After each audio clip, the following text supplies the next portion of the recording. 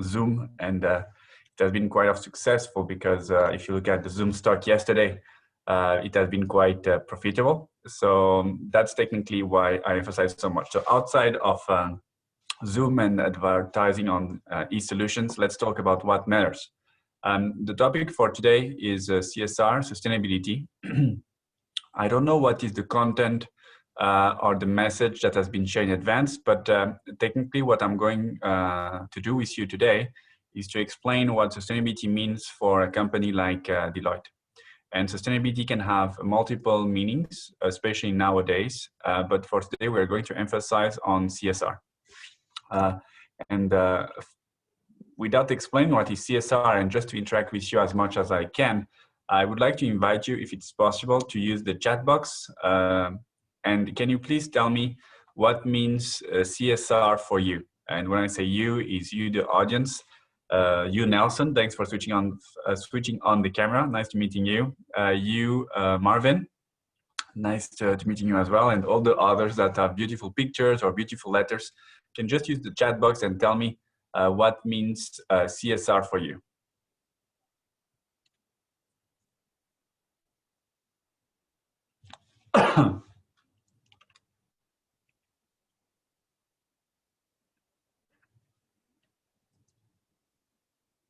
Suspense. Nobody has shared any content yet, but I will wait. At the same time, I also say good afternoon to Aurora, good afternoon to Sumaita, Fablia, Alisa, Derek, Lavenia, Rifa, Taita, Maesha, Nadira, Aminat, sorry if I mispronounce it, Sik, Udson, Annabelle, sorry, Desabel, Elena, Simran, Nimisha. I'm at the same time waiting for comments in the chat box. I see Marvin is writing, Nelson as well. I see them very focused on writing meaningful stuff. Nimisha, also nice to meeting you. Takib, Michelle, Seta, one person is probably not in anymore, but maybe in. Mubashira, Madusha, Chia, Rabati, Ming-Yi, and Aini. The others, I know they're from Deloitte. Yenji for sure, and Christine Lowe, I don't know. But nice to meet you all. So Nelson, thanks for your message. The company strategy that put in action and consideration of ethical content and beneficial, okay. Thank you, Nelson, for your ads. Marvin, supporting the community around us to have a level playing field. Well done. Taita, thank you for your message. When organizations integrate social and environmental goals in their operations, okay. CSR is a way to ensure corporates to hold responsible in terms of sustainability and ethical behaviors, I suppose. Okay, so the good point is when we talk, thank you for additional comments, an act on giving back to community by companies, question mark. Okay, we have to answer this question. Carol, CSR pyramid, fulfilling the 4 tiers of responsibility. Okay, CSR is a company contribution to society. Wow. Okay, so what is great is all of you have an idea about CSR, but as you understand, we do not have a common message about what means CSR. And that's technically a sense of the situation as of now. CSR can mean multiple things. In the sense of business, and that's probably something I have to emphasize, the new term of, or the future of CSR is probably what we have actually in mind and more at the business level is a CSV. So let me ask you, since we are all in the chat box, and I try to be as much interactive as I can, and I can tell you after 6 months of COVID, I think I'm getting there. In the participation chat box, you have the capacity, I think you have, let me just check. Or even better, you go to reaction and you have the capacity to react, right? Thumbs up or clapping your hands or love or laughing. I mean, you have multiple reactions. That's even new. I was not aware that all of it is now possible. So whatever reaction you want to take, but just a quick question here. Can you please go to reaction and just thumbs up if I show you how it looks like with me? Okay, great. So you know how it works. So time out, okay. A lot of interaction right now, so very good. Can you please tell me if you have heard about CSV? If you have heard about CSV, I invite you again to do thumbs up. CSV stands for creating share value. Okay, so that's great. So today's topic will be about CSR, not CSV, but technically the future of all you have been highlighting here is in a sense what we aim to be in the near future, and a lot of companies are now trying to think about that. CSV is technically in a short term addressing social needs with a business mindset. And that's why companies are also looking at CSV, because they do identify social needs. They have been addressing social needs with a sense of philanthropy, with a sense of donation, with a sense of feeling good. But we try now to do good, right? And how companies can do good. And that's the sense of addressing social needs. And because we are talking from a business standpoint, then we say addressing social needs with a business mindset. Thanks, Alisa, for turning on your video. Nice meeting you. And that's technically the idea. So as you understand, CSR as of today has a lot of definitions, but what we are somehow trying to go through is CSV, addressing social needs with a business mindset. So let's start. We have had 3 minutes delay from my side. Let's start with a quick introduction about who I am after disturbing you with thumbs up, switching on your camera.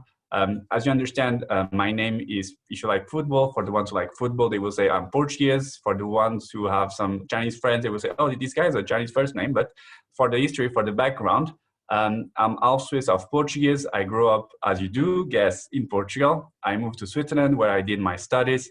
I'm 35 years old. So for some of you, I will look very old. For some of you, I will look quite okay, but 35 years old. I've been in business, as I highlighted earlier, for sadly more than 10 years.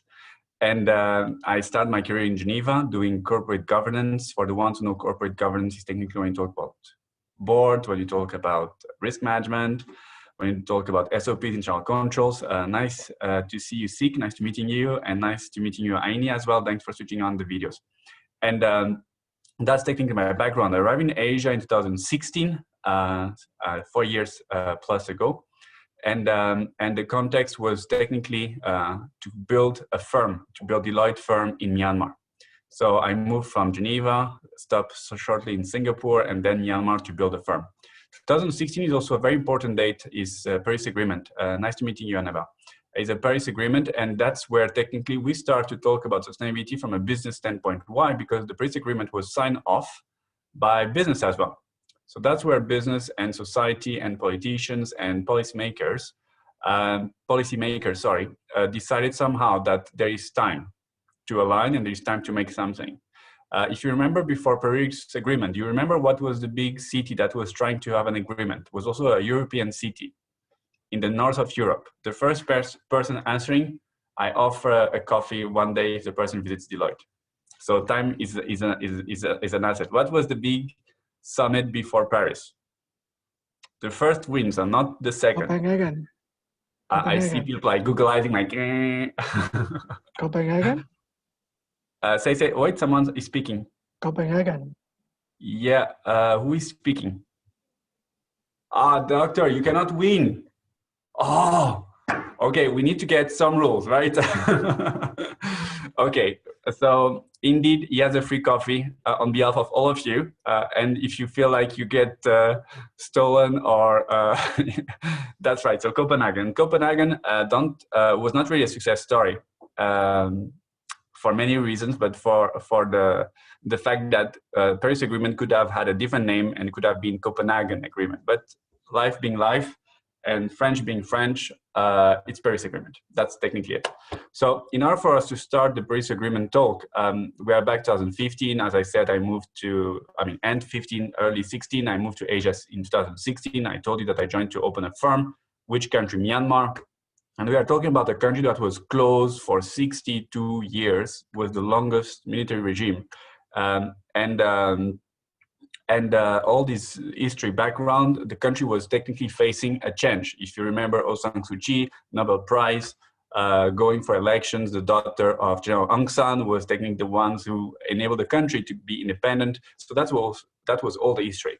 Nevertheless, since then, you do know what happened in 2017. We had this crisis in Myanmar, the Rohingya crisis, 2018, the social pressure, and that was exactly the beginning of my social responsibility story, because a lot of companies that were global and were very proud to say, oh, I'm in Myanmar, I'm doing business with Myanmar, we are supporting the growth of and the inclusion of a country, quickly came the question, wait, you are doing business with whom? Are you doing business with the army?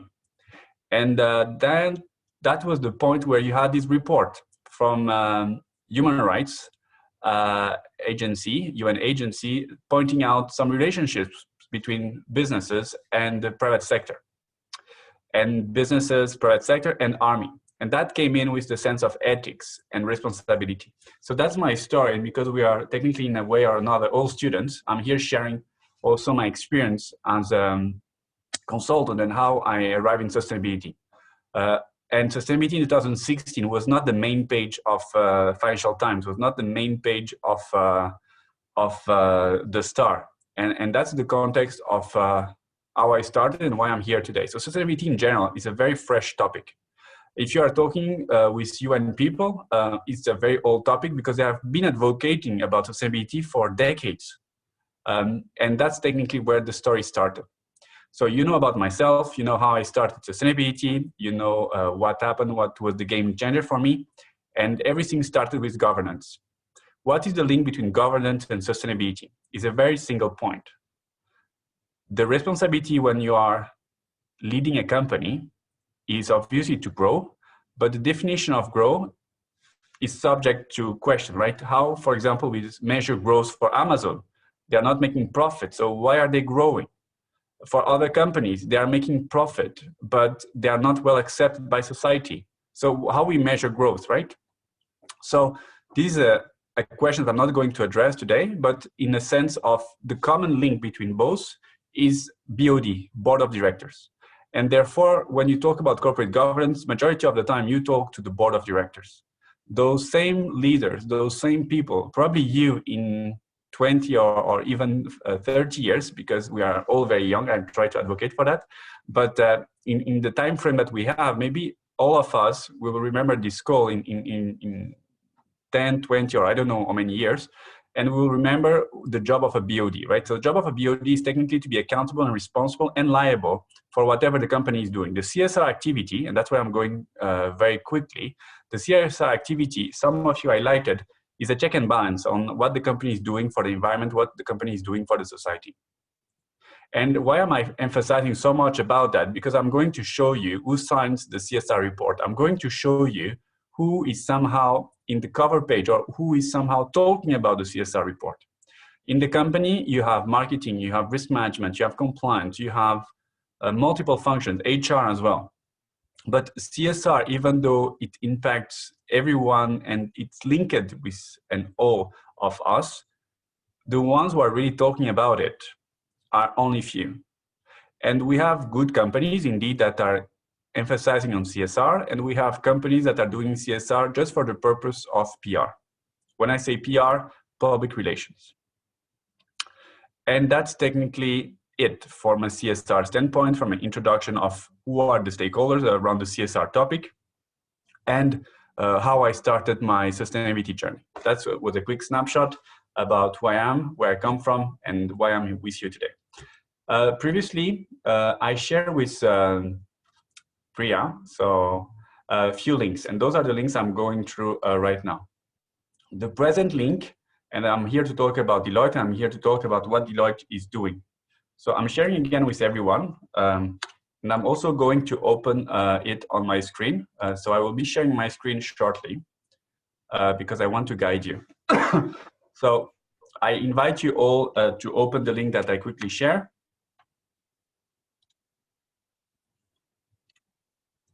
Have you been able to open it?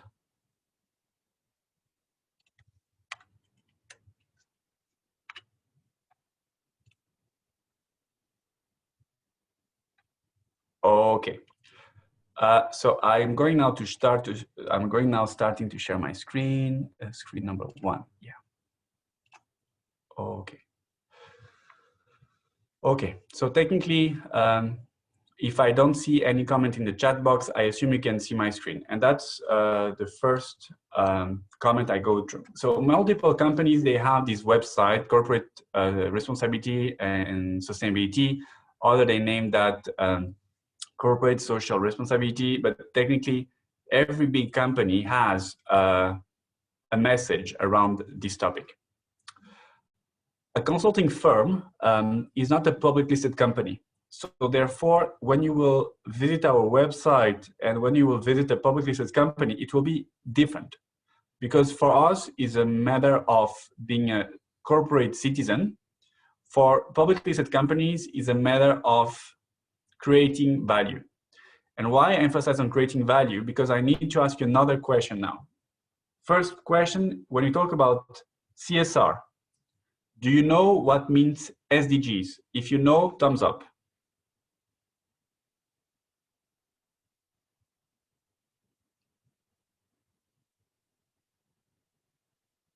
Excellent, thank you. Okay, I assume the others are at the end busy, so I will not disturb Seta, I will not disturb Bobby, I will not disturb Sharifa, but I assume everyone knows that SDGs is for Sustainable Development Goals, Agenda 2030, right? That's clear. And I will go through it because you will start to see the SDGs, those icons, those 17 icons very soon. I'm not going to emphasize on that, but please, if you don't know, have a look at Agenda 2030 and do a research on SDGs. But because I was highlighting for publicly listed companies is different, why is different? Here comes my second question, question number 2. Do you know what is or are ESGs? If you don't know, thumbs up. Ah, Priya got cashed. Okay, so, okay, clear. So why I need to explain that? ESGs and SDGs are two different terms. SDG stands for Sustainability Development Goals. ESG stands for Environment, Social, and Governance. But technically, all of them are looking at the same thing. Your sustainability report as a company. But they look at your sustainability report from two different perspectives. A company will communicate on SDGs and how they are addressing those SDGs. An investor will look at you as a business and will try to assess your environmental dimensions, your social dimensions, and your governance dimensions. But all of it from the same source, meaning the same report, usually the sustainability report or visiting the website as you have in front of you. The ESGs is usually an outcome, is a metric outcome, is a score. If you are in Malaysia and you are interested about the context of Malaysia, you will see FTSE for Good. And that's where technically you have this initiative by FTSE Russell and you have the score of the most sustainable companies in Malaysia. You have other sources like MSCI. I'm going here to share with you MSCI, and the idea is really for me to share live with you and for you to be able to understand live what we do. So if you go to MSCI, you have the rating, and it's very tangible. I write here your favorite company without any cliche. I just bring one that comes to my mind right now. For example, RHB. Yeah. So RHB, for example, is a Malaysian company. As you can see, is a bank. They are part of the 200 banks worldwide. And this bank has a AA in their ESG score. They have been growing since 2016. And they are now a AA, and therefore they are part of the worldwide leaders in their ESG score, right? And the score, what is MSCI? That's technically where I come from. So MSCI is an index company. Their job is technically to create indexes. And if you look at MSCI, you can see my screen. I'm just going to zoom a bit. MSCI Max. Look at Paris Agreement. We are here. That's where we start to talk about sustainability, this big topic. You remember Copenhagen. So you start to see that between Copenhagen and Paris, we start to have a big boom. And then when all the business starts to look at sustainability, you start to see this big roller coaster, right? And MSCI is technically one of the most well-known ESG index in the world. And because they are publicly listed, you are able to see what means investing in ESGs also from a business perspective, right? Again, Deloitte, we are not publicly listed, so you cannot see that from our side, but it's just for you to understand why SDGs and ESGs are equally important and why they refer to the same sustainability. MSCI, they work for BlackRock, they work for the Vanguard Group, they work for all those big equity firms plus governments. If you look at the stock exchange in Singapore, MSCI was invited to be part and to enable Singapore Stock Exchange to have a green ESG index. MSCI refused. So Singapore went with another entity that is FTSE, same as Malaysia with FTSE for Good, TS Reynolds, right? So that's the context. Back on track to my first comment. You remember I told you the website will be different if you go to a publicly listed company than if you visit just our webpage, but will be different because for Deloitte, we are not publicly listed, so we are not really looking at ESGs as per se, but we do report on our sustainability actions, and it's possible if one day we are listed, and again, I'm not aware of any activity related to that, so I'm not disclosing anything here, but if one day we are listed, probably it will influence our ESG score as well. A company that is a consulting firm and that is listed, I can share some later, but you can have technically in this website your favorite brands like Amazon, for example. I mean, I'm talking about Amazon, but they're not here. You do understand that they're not really good with sustainability, right? If you take another company like you like your shoes, you go to Nike. Nike is an A, and they have been decreasing. So you're able technically to see how companies are performing and how investors are seeing them, okay? That's technically it, and that's why CSR is very important, and especially very, very important for global companies, because for them, is reputation, is brand, is access to finance. And why I'm now talking about access to finance, because you need a high score to have access to cheaper money. So for the ones who need to understand that, here goes the explanation. For many years, sustainability, and you emphasize that in your chat box, for many years, sustainability was only related to doing good, in the sense of my book of pictures, my book of donations. But companies are now leveraging sustainability to have access to finance as well. And the way for them to have access to finance is the cost of capital. So let's give an example. Today you go to have a loan, you want to buy a car. Can you please write in the chat box what is the interest rate that you think you will get if you buy a car in Malaysia getting a loan? Again, I take into account the first three. I think I will give a sponsorship for the coffee machine, but the first three, and Dr. Daniel, please do not apply. The first three will have access to coffee. So I go to my chat box, and Priyat, can you please tell me how much time do I have? Because I'm also doing time management.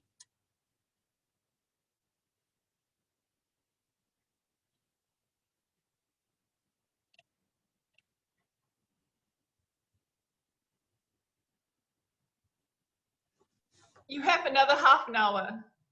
Thank you. Okay, that's amazing, because you see, when I ask this question, interest rate, I have different answers as well. And you do understand that is based on multiple elements. But the first and the most important element is first the bank, right? They may have a different appetite. They may know you or may not know you, sorry. And all of it together gives you a sense of what do you have as an interest rate. So the same applies for a company. When you're a corporate company and you want to buy an asset, or even you want to do an investment, you go to the bank and you ask the same, I want to have a loan. And the bank will start to negotiate with you. Companies that are able to have a high score, a high ESG score, they try to leverage what we name sustainable finance instruments. Sustainable finance instruments is green loans, sustainability loans, sorry for that, sustainability loans, green bonds, blue bonds. So blue bonds is for water, green bonds is usually for environment related, sustainability loans is usually related to projects that are addressing the SDG agenda.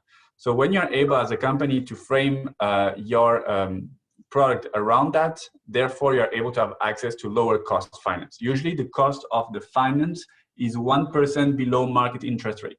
So when you say 5%, you do go with 4%. And the company is talking about millions of Malaysian ringgits. So the savings over time by being sustainable is somewhere between 12 to 20% in your cost of capital. So it's a lot of money. So that's why for those big companies, ESG is very, very important, because for them is an access to finance, access to cheaper finance. In addition to that is also a sense of reputation, because with you being more responsible, more aware, you want to be also more sensitive. So altogether, sustainability is becoming a big topic. And that's why for me today, I'm happy, proud to have the chance to explain to you what sustainability is. It's more than donation, is a strategic topic. And since I started telling you that my background was in corporate governance and my major interaction was with the board of directors, you do understand that when I'm now talking about sustainability and sustainability being a strategic topic, I'm still talking to the same people. And that's how in my career, we move somehow from a corporate governance to corporate and sustainability governance. And that's what I'm going to emphasize a lot in the next 30 minutes. Before I move into that, I do a quick timeout. If you have questions, please use the chat box. It's 1:01 p.m. And since you already know my story, you know that I'm half Swiss. I will go until 1:02 p.m. If there is no question until 1:02 p.m., I continue and I move on to the next link that I am going to share with you. Okay? 1 minute. Over to you guys. And it allows me to drink a bit of water too.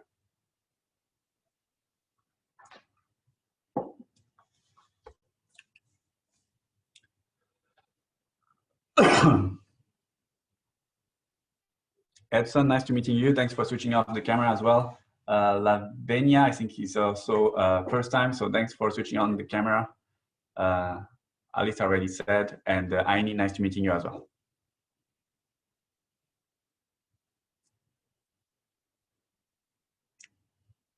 Sig feels the pressure, right? Thanks for switching on the camera as well, Sig. Okay, so I don't see anything in the chat box. It's 1:02 p.m. If there is questions coming, I will obviously go back to them. On my website, and that's the first link, that's a summary of what we are doing in Deloitte. Those are the few activities that we have, all of it part of what we name our corporate responsibility and sustainability. And in this context, you will have access to multiple initiatives, what we here name perspectives. I will emphasize a lot on world-class, because when we started our CSR activity, majority of our activities were country-based, and therefore were very much driven by local context.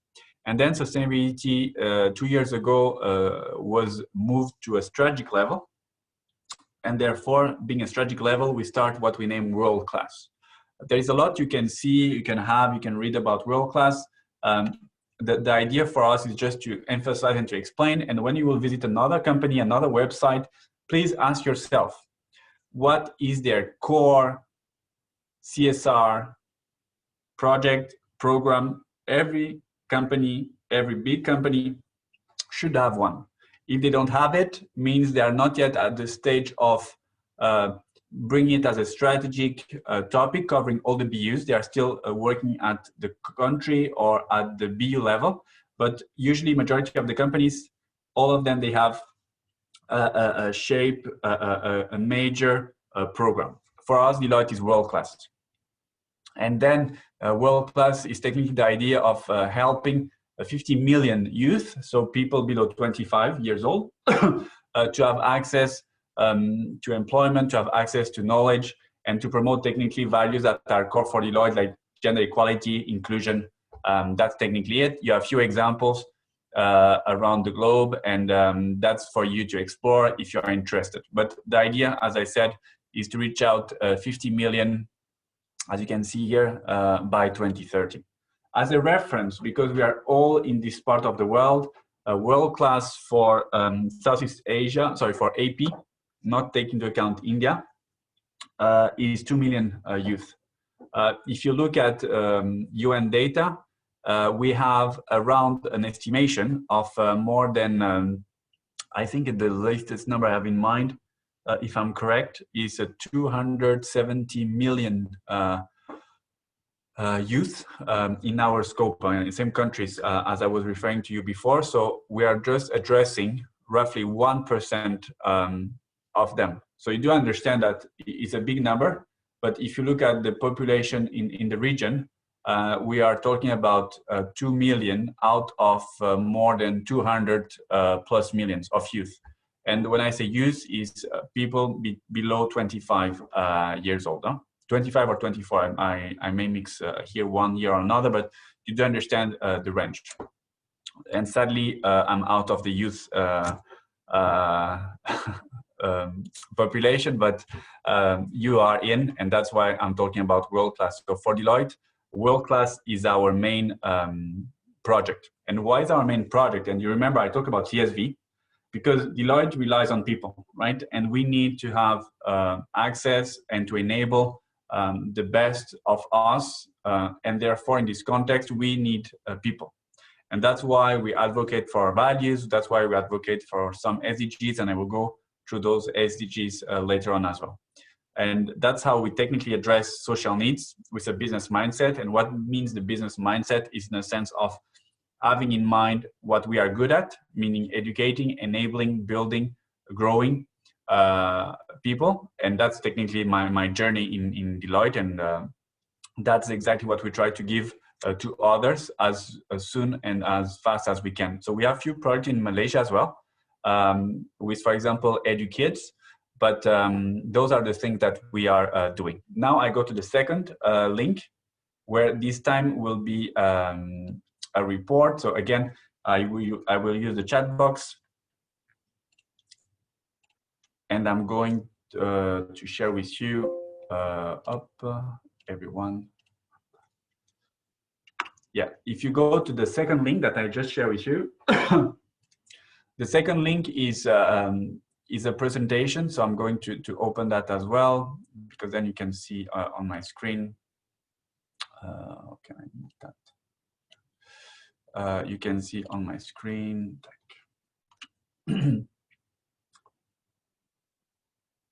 Okay. So what you are going to see on my screen is a new way to present CSR reports. I'm going to show you the old way, but I want to first start with the new way. So the new way is technically to have a website that summarizes data, tries to be more interactive, and tries to in a way, not force you to read from page 1 to page 60, but you can technically look at what is really important for you.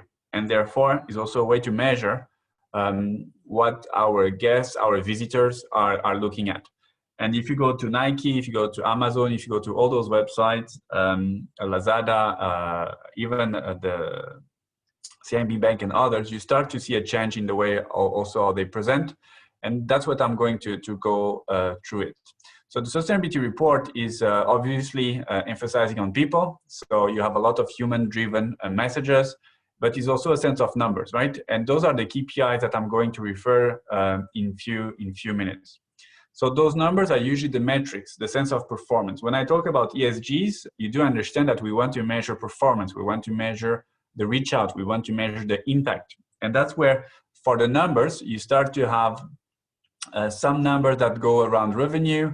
It's going to load, and they try to make everything very, very interactive. So you have this capacity to look at what matters. So every time behind a website, you have analytics, and that's technically what was important for a company also to understand, meaning what are the concerns of the people visiting our webpage. So when you go to social impact, as I told you, we have this major program that is world class.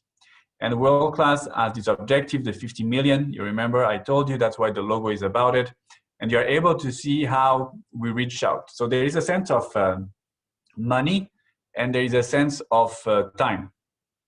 And that's technically what each company usually will report on. They will easily disclose how much they have been disbursing through donation, through activities. And if they have been providing volunteers, they will also provide you the numbers of hours. So usually those two numbers is something that you should be able to measure. I invite you, when you do analysis, to compare the social investment with the revenue.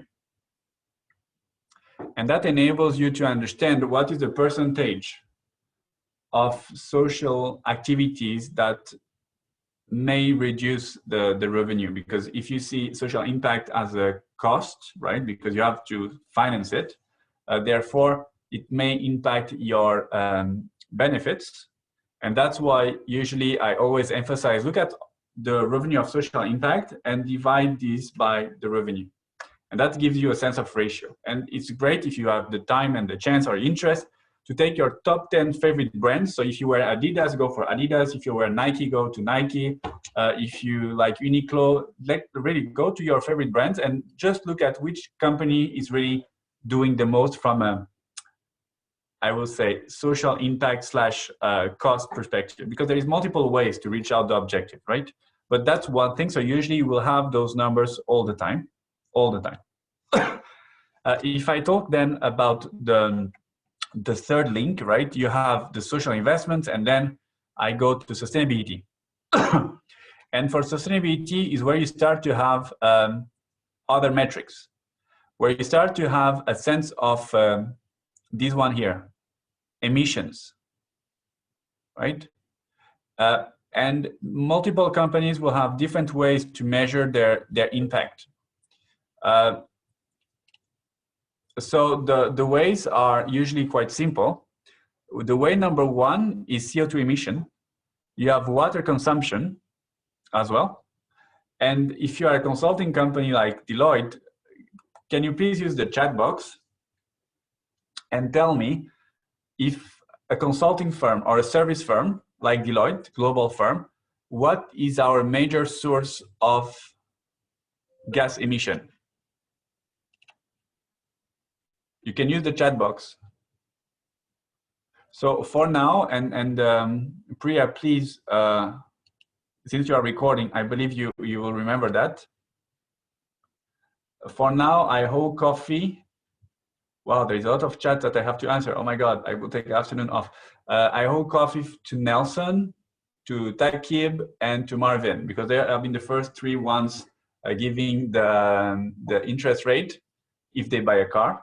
So Takib, I do recommend you to speak with Marvin because he has a better deal for interest rates.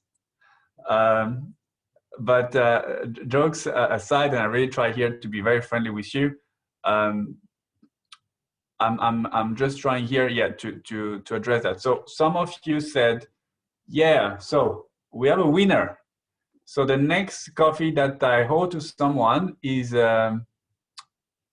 Chia Fu Yuan. Sorry if I mispronounce. Thank you. Thank you. Congratulations. Indeed, airplane travel. So that's our major source of pollution. So Deloitte is actually working hard, and COVID has been a very good enabler for us. That's why I'm saying there's a lot that is changing with COVID, because we are now used to use those kind of beautiful technologies, and our clients as well. So we have a less demand to meet in person, and therefore we are actively reducing our gas emission. That's technically it, and that's why you have this plane in this picture, and that's why sometimes pictures mean a lot, because for us the major source of CO2 emission is air traveling. And I can tell you, in US you are the #1 miles collector firm because yeah, we have technically I think more than 100,000 or close to 100,000. I don't know exactly the value, but close to 100,000 people working just in the US market. So it gives you a huge volume, right, of flights on a monthly basis, right? So that's technically it. And because I have a Q&A session, I need to manage time. I will go to end with the old-fashioned report. As I promise. That's the PDF. So the same content, exactly the same content, but presented under a PDF format. This PDF format is going to address what we name here the Global Impact Report. Global Impact Report is something that some firms in the world sign off, is the UNGC 10 principles. And those UNGC 10 principles, thumbs up if you know what they are. No, you don't. Okay. So I invite you to follow me. This box is terrible. I invite you to follow me. So the UNGC 10 principles. Yeah, my machine already knows it. There is an image. Yep. So those are the 10 principles. It's going to open. but those 10 principles are technically what is used globally by the top 500 S&P as an example. If you remember the issue that BP has, or had, sorry, in US with the oil that impacted the coast. If you remember, they paid billions and they're still paying for it. They were part of UNGC, one of the signatories. And the question came about what are they doing for the environment, right?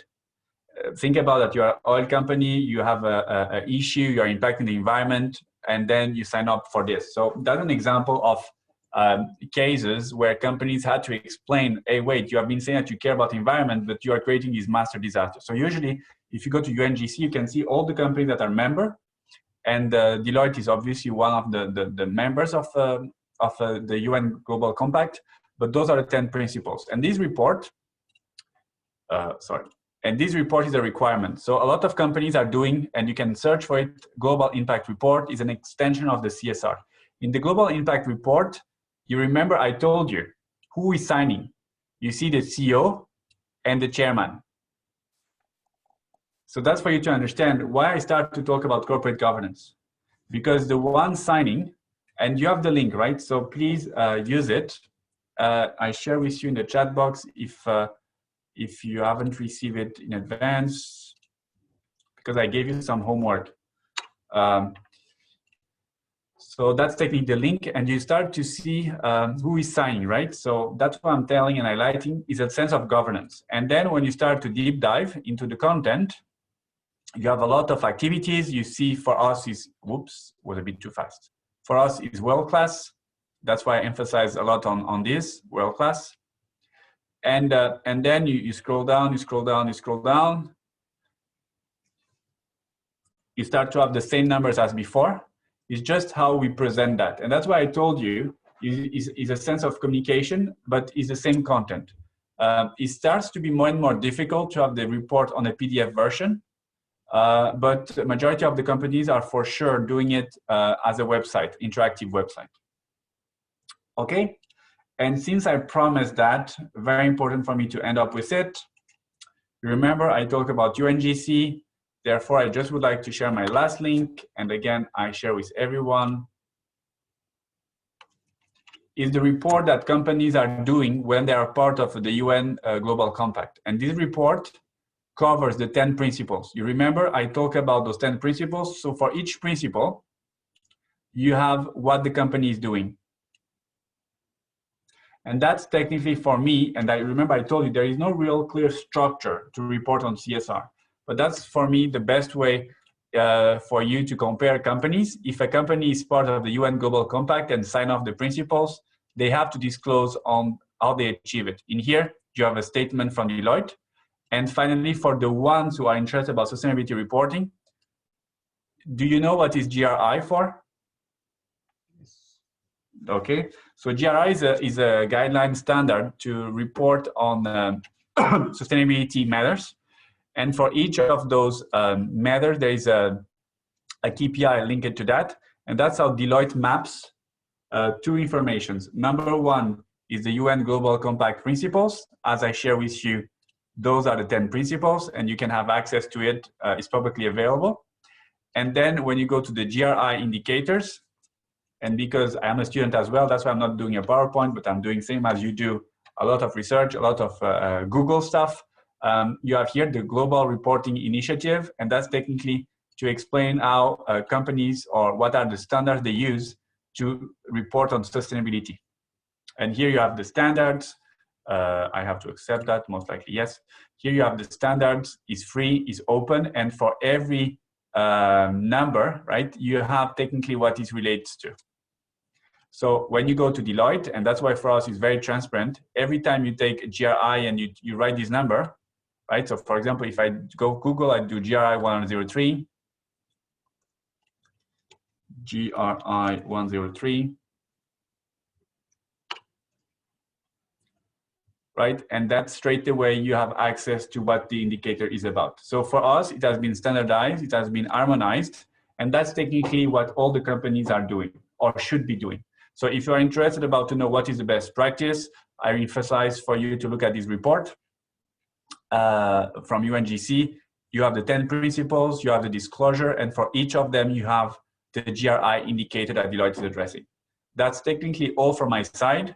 As a summary of my message, as you understand, I need to highlight a few things.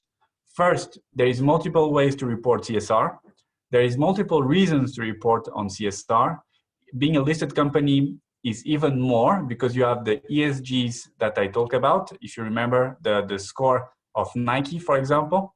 Then when you talk about the reasons, we also talk about who is accountable for that. And that's why I shared with you the document, and I emphasize on who is signing. If you remember, I spent some time talking about my history, and I told you I engage a lot with boards. And that's why I also explained to you that sustainability is a board responsibility, and that's why majority of the report that you are able to have access to that are publicly available, you see the chief executive and the chairman signing off.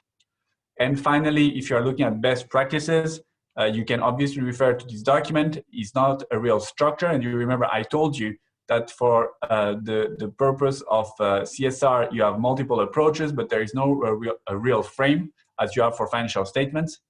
But if you look at UNGC, for companies that are members of or signing off of the 10 principles, you are able to see the same structure where they have the 10 principles, how they achieve those 10 principles, and the alignment with the GRI indicators. And if you have interest on those GRI, please go to their website, Global Reporting Standards, and you have access to all this information. From my side, it's technically all, and it's all in 1 hour, and I would like to maximize my time, 10 minutes, to answer questions that you may have. And yeah, that's all from my side. Over to you guys, and thanks for your time. Okay, I am now going to open the chat box. You can see the chat box on my screen, I believe, correct? Can you see the chat box on my screen? Yes, okay, thanks, Marvin. So if I see you moving the head, I see your answer. So I'm just going to read one by one CSR. So that's the definition. So let's just start with this question. I remember this question from Aini, or Aini. Sorry if I mispronounce. You remember my initial question was, what means CSR? And this person said, an act of giving back to the community by companies. That's correct. But what do we give back, right? Do we give back money? Do we give back food? Or do we try to be more strategic? Do we consider, for example, to partner with NGOs or UN agencies to maximize the outcome? But it's always a sense of giving back. There is another term for giving back, is what we name being a corporate citizen as well, acting with ethics and being responsible and accountable. But yeah, that's for sure is a sense of reward giving back. CSR, when company, okay, that was a question that I was interested to answer, obviously. Yeah, so that's very good. Sumaita, indeed, act as good citizens. That's indeed the sense of being a corporate citizen. And usually that's the term for a company to act as a good citizen is being a corporate citizen. CSR can mean different things to different corporations. Yeah, that's for sure. As you can see, there is multiple things that you can consider. If I go back to my, can I go back? Yeah, I should. Yeah, if I go back to the social report from Deloitte, you will see at the end, it's a very long report. I don't even know how many pages, but it's a very, very long report, a lot of data. You start to have those SDGs. You remember I talked to you about SDGs. So in our case, we do have our CSR aligned with the SDGs, so you are able to see that. But not all the companies are doing that. So please keep that in mind. Some companies are not yet aligning their whatever ambition with Agenda 2030 or the Sustainable Development Goals. But usually international companies, they do. The CSR can mean different things to different corporations. I will say yes, you can have different meanings, different actions, but from a reporting perspective, usually they try to be aligned with SDGs. It's not something that they can invent, and they try to align whatever they do with the SDGs, and that's why in our Deloitte report, you have this sense of alignment. Okay. Then I just continue to scroll down. CSR can mean CSR includes equity and taking responsibility of external costs on the society. So that one is a bit difficult. I will say nobody is forced to do that, in the sense of you can do more or less, you can do nothing also if you want. So it's not a sense of taking responsibility for external costs on the society, but is more acting, as I said, a corporate citizen, being accountable for people, communities, and in a large spectrum society. I have not been reading the sense of I am responsible. Usually companies, they avoid this word because it's strongly linked with a sense of liability. So that's probably something to highlight. Aurora Sami, it's very important to communicate the meaning of CSR for a particular organization with all staff. Yeah, that's very true. So companies, they use their CSR also for HR and talent management. Companies like Deloitte, we have what we name the Deloitte United Nations Sustainability Team, where we serve United Nations and private sector. Other companies like Accenture, they have a team in-house as well that does volunteering, and they support projects across the world. So yes, there is a lot of activities around CSR to create and to build teams, to create a sense of family. Then the next question, it's goodwill by the company to society. These all companies committed their value to society. Okay, so the sense of goodwill is correct when is not driven by philanthropy. Philanthropy applies for anything that you give for free. Huh? It's not only money, it can be everything. The sense of goodwill is for me to emphasize on long term. If you give today a mobile phone, right, or an iPad for kids to learn, you still need to provide hours of training for them to maximize it. And therefore, there is a sense of commitment over time. So if you are communicating goodwill by the company to the society, it's important to understand that there is a time and is a long-term investment, a long-term commitment. Rui, hi, can you hear me? Yes, I stop. I don't talk anymore. No. I have like 3 minutes more, but if you look at towards the end of the chat, right, there are some significant questions that are being asked. I think the ones above were when you talked about, you know, just what CSR is. Do you think we could look at the last few questions that came out? Are you able to see that?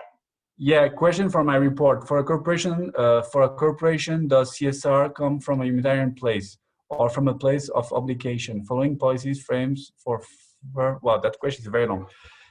For a corporation who does CSR, from a humanitarian place or from a place of obligation?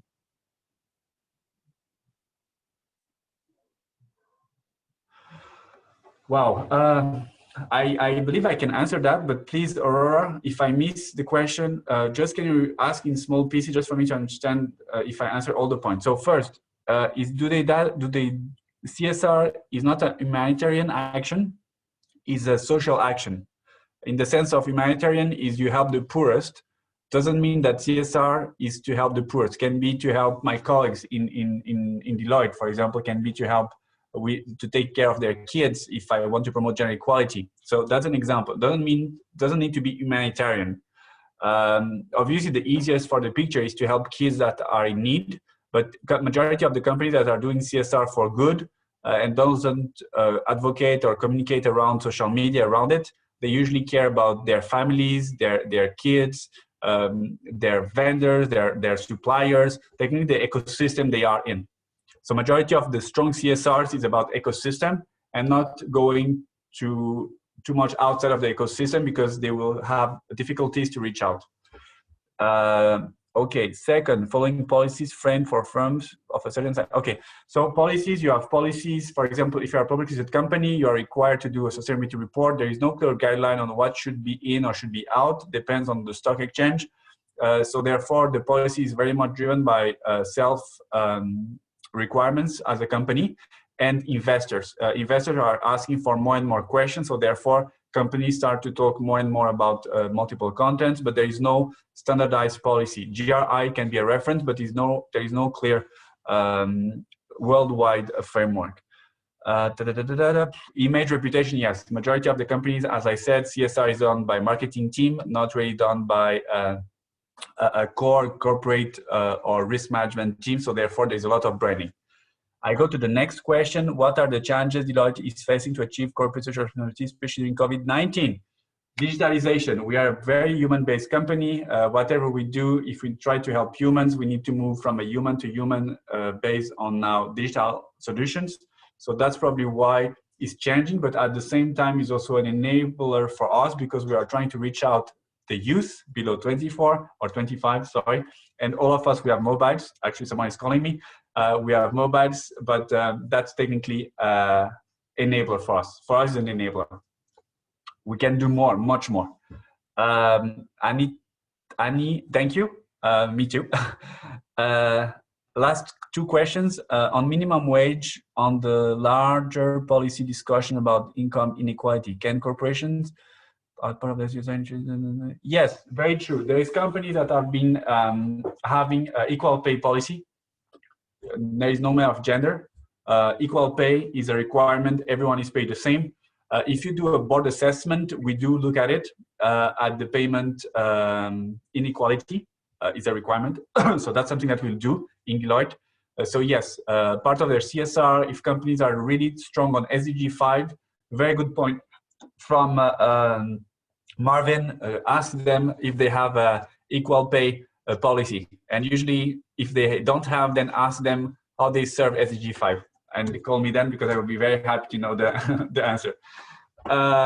Next question, what were the biggest success achieved through CSR activities globally and in Malaysia? So Lavenia, you are talking about Deloitte, I assume, so I'm talking on behalf of Deloitte.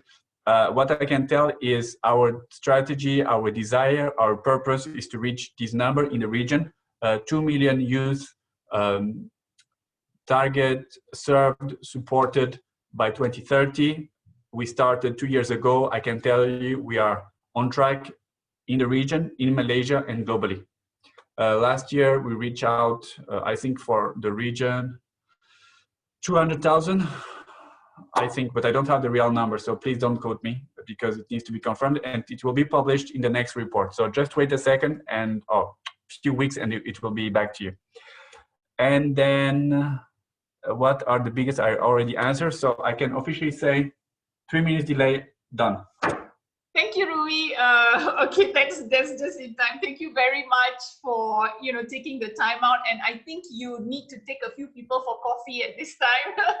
Yeah. So send me seriously speaking, send me their emails. I'm happy to stick to my commitment and also to connect them with colleagues in Deloitte.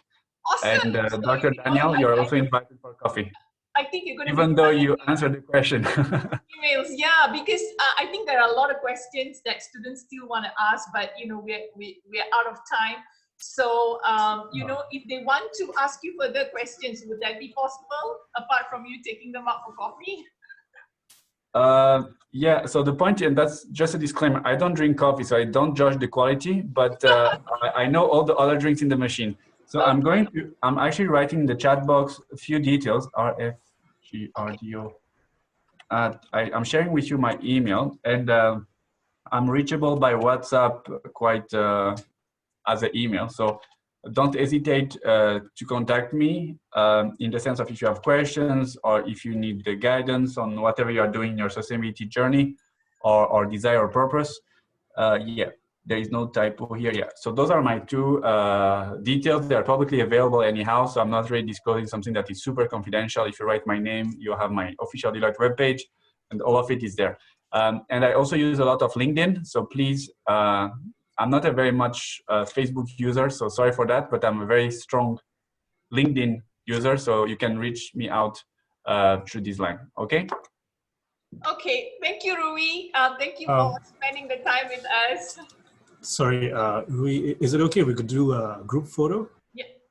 Could everyone just turn on your camera and we'll do a quick group snapshot. Wait, that's where everyone needs to match the hairstyle, right? Okay, let me give me a sec. Could you stop sharing, Rui, your... Yes, wait a second, please.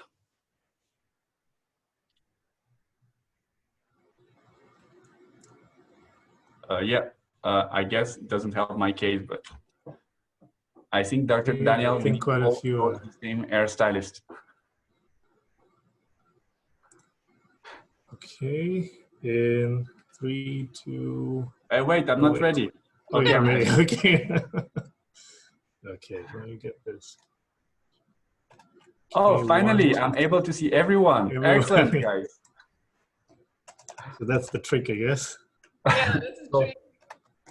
Next time I will start with the social media picture, and then everyone will turn. Okay, got it. Okay, thank you so much, Rui. It's been a pleasure, and I hope you get to visit Monash when all this is over, and we get to have another session with you and Deloitte. Super. Take care of the new session or Generation of Leaders. And guys, I hope to see you soon in person. And for the ones that are the winners of the beautiful coffee machine, happy to see you soon, guys. Take care. Thank you, Rui. Bye. Bye. Bye-bye. Bye. Thank you. Bye-bye. Thank you, Dr. Daniel. Thank you for joining us today. Thank you. Thank you. Very interesting session. Yeah, it was. Thank you. All right. Bye. Bye-bye. Thanks, Marvin. Welcome. Bye-bye. Bye. Okay, let's start our class. Guys, do you want a short break? You can unmute and tell me whether you want a short break, or do you want to continue?